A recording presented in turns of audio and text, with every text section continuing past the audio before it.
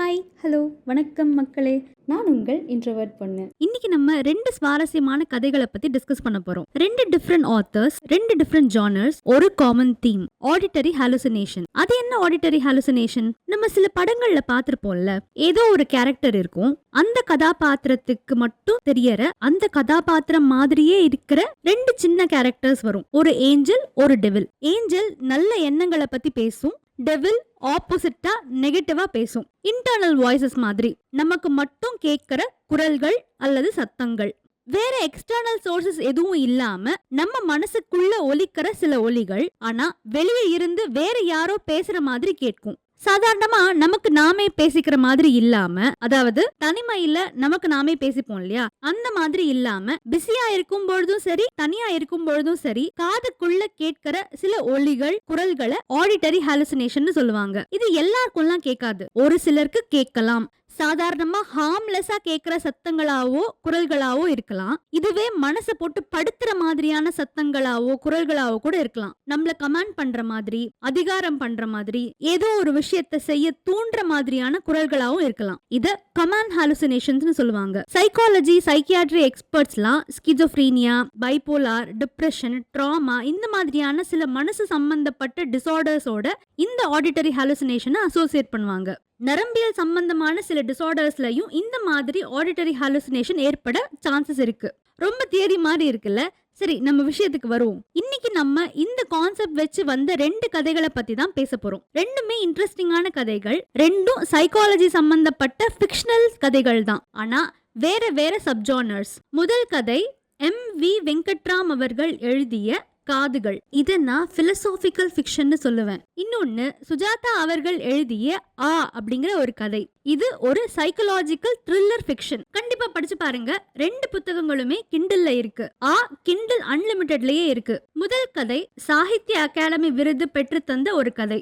M.V. Venkatram அவர்கள் எழுதி 1992ல publish ஆன காதுகள் அப்படிங்கிற ஒரு அருமையான புத்தகம். ஆத்தர் அவருடைய பர்சனல் லைஃப்ல சுமார் 20 வருடங்கள் நடந்த சில அனுபவங்களை பேஸ் பண்ணி இந்த கதையை எழுதியிருக்காரு. சோ இத ஒரு செமி பயோகிராபிக்கல் ஃபிக்ஷன் கூட சொல்லுவாங்க. காதுகள் அப்படிங்கிற இந்த கதையுடைய கதாநாயகன் மகாலிங்கம். இந்த கேரக்டர் தான் நம்ம ஆத்தரை பேஸ் பண்ணி எழுதப்பட்ட கதாபாத்திரம். மகாலிங்கத்துடைய குழந்தை பருவமும் இளமை பருவமும் எப்படி இருந்ததுங்கிற கிளிம்ஸோட தான் இந்த கதை தொடங்குது. கும்பகோணத்துல பிறந்து அங்கேயே வளர்ந்து வாழ்ந்து வர ஒரு பர்சன் தான் மகாலிங்கம். இவருடைய அப்பா அம்மா பயங்கர பக்திமான்கள். மகாலிங்கம் இவருடைய அப்பா அம்மா அளவுக்கு பக்திமானா இல்லாட்டாலும் கடவுள் நம்பிக்கை கொண்ட ஒரு பர்சன். குழந்தை பருவத்திலிருந்து இளமை பருவத்துக்கு வளர வளர மகாலிங்கத்துக்கு எழுத்தார்வம் உண்டாகுது. காலேஜ் படிக்கும் பொழுது பல கதைகளை எழுதி மேகசின்ஸ்ல பப்ளிஷும் பண்றாரு மகாலிங்கம். நிறைய புத்தகங்களுக்கு எக்ஸ்போஷர் கிடைக்குது. ராமகிருஷ்ண பரமஹம்சர், சுவாமி விவேகானந்தர், ரமண மகரிஷி போன்ற மகான்களுடைய கதைகளை படிச்சுட்டு தானும் கல்யாணமே பண்ணிக்காம பிரம்மச்சாரியாவே இருந்து அவங்கள மாதிரி பெருசா ஏதாவது சாதிக்கணும்னு யோசிக்கக்கூடிய ஒரு பருவத்துல இருக்காரு மகாலிங்கம். ஆனா எல்லா சராசரி குடும்பங்கள்ல நடக்கிற மாதிரியே கம்பல் பண்ணி மகாலிங்கத்தோடைய அப்பா இவருக்கு ஒரு பொண்ணை பார்த்து கல்யாணம் பண்ணி வச்சிடுறாரு. என்ன ஒரு டிஃபரன்ஸ்னா, அந்த காலத்துல ரொம்ப சின்ன வயசுலயே கல்யாணம் பண்ணிடுவாங்க இல்லையா. சோ மகாலிங்கம் காலேஜ் படிக்கும் பொழுதே அவரோட இன்னும் சின்ன பொண்ணா பார்த்து கல்யாணம் பண்ணி வச்சிடுறாங்க. சராசரி மனிதன் மாதிரி தான் மகாலிங்கமும். கல்யாணம் ஆனதும் அதுக்கு ஏத்த மாதிரி தன்னுடைய லட்சியங்களை தள்ளி வச்சுட்டு இல்லற வாழ்க்கைக்கு அடாப்ட் ஆக ட்ரை பண்றாரு. இதுக்கு நடுவுல இவருடைய அப்பாவோட பிசினஸ் லாஸ் ஆயிடுது. எங்க பாரு கடன். இதனால அவருடைய அப்பாவுடைய உடல்நிலை சரியில்லாம போகுது. அம்மா கோர்ட்டுக்கும் வீட்டுக்கும் நடையோ நடந்துட்டு இருக்காங்க. இதுல மகாலிங்கத்துடைய மனைவி வீட்டார் அவருடைய மனைவிய கம்பல் பண்ணி அவங்க வீட்டுக்கே கூட்டிட்டு போயிடுறாங்க. அந்த பொண்ணுக்கு 15 வயசு தான், சின்ன குழந்தை தானே, எப்படி இங்க இருப்பா அப்படின்னு கேக்குறாங்க. தனி கொடுத்து நம்ம போனா சேர்ந்து வாழலாம் அப்படின்னு கண்டிஷன் போட்டுடுறாங்க.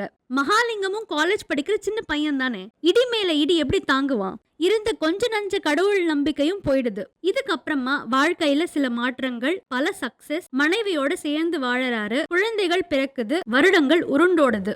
இப்ப வரைக்கும் கடவுள் நம்பிக்கை இல்லாம தான் இருக்காரு மகாலிங்கம். ஆனா திடீர்னு ஒரு ராத்திரி மகாலிங்கத்துக்கு விசித்திரமான கனவு ஒண்ணு வருது. கனவுக்கு என்ன மீனிங் எல்லாம் தெரியல.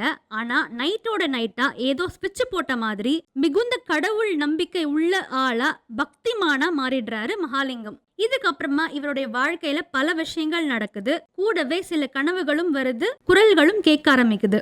ஆரம்பத்துல சத்தங்களா மட்டும் இருந்த ஹாலுசினேஷன்ஸ் போக போக வார்த்தைகளாவும் வசனங்களாவும் யாரோ சிலர் இவர்கிட்ட பேசுற மாதிரி இருக்கு. இவரை போட்டு படுத்த ஆரம்பிக்குது. இதுக்கப்புறம் மகாலிங்கத்துக்கு என்ன ஆச்சு, இதுல இருந்து வெளியே வந்தாரா இல்லையாங்கிறது தான் மீதி கதை. படிக்க படிக்க ரொம்ப இன்ட்ரெஸ்டிங்கா இருக்கும். ட்ரை பண்ணி பாருங்க. ரெண்டாவது கதை சுஜாதா அவர்கள் எழுதிய ஆ.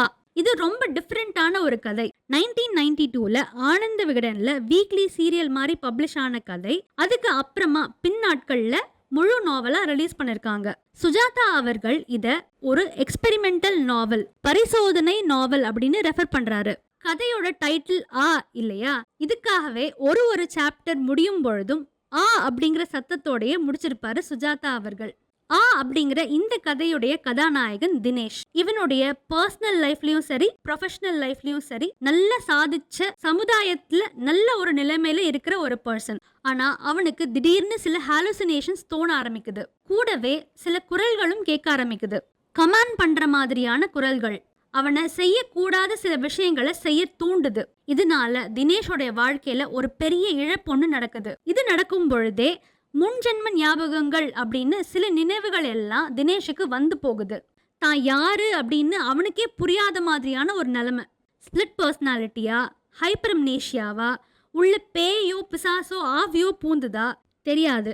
ஆனா இவன் மனதளவுல பெருசா பாதிப்படைஞ்சிருக்கான். பூர்வ ஜென்ம ஞாபகங்கள்னு சில விஷயங்கள் நடந்து அதோடைய விளைவா தினேஷ் ஒரு கொலையே பண்ணிடுறான். தினேஷ் யாரை கொன்னா, அப்படி என்ன பூர்வ ஜென்ம ஞாபகம் வந்தது, தினேஷ்க்கு என்னதான் ஆச்சுன்னு சொல்ற கதை தான் ஆ. சைக்கியாட்ரி சம்பந்தப்பட்ட பல விஷயங்கள், கணேஷ் வசந்தோட ஸ்பெஷல் அப்பியரன்ஸ், சில கோர்ட் சீன்ஸ், கிளைமேக்ஸ்ல பெரிய ட்விஸ்ட்னு பேஜுக்கு பேஜ் ஆர்வம் குறையாம இருக்கிற ஒரு கதை. இந்த கதையை பேஸ் பண்ணி ஒரு தமிழ் படமும் வந்திருக்கு. எந்த மூவின்னு தெரிஞ்சா கமெண்ட்ல மென்ஷன் பண்ணுங்க. இந்த கதையை கண்டிப்பா படிச்சு பாருங்க. இந்த 2 கதைகளை ஏற்கனவே படிச்சிருந்தாலும் கமெண்ட்ல மென்ஷன் பண்ணுங்க. வேற சில புக் ரெக்கமெண்டேஷன்ஸ் மற்றும் கதைகளோட அடுத்த எபிசோட்ல சந்திக்கலாம். நன்றி, வணக்கம்.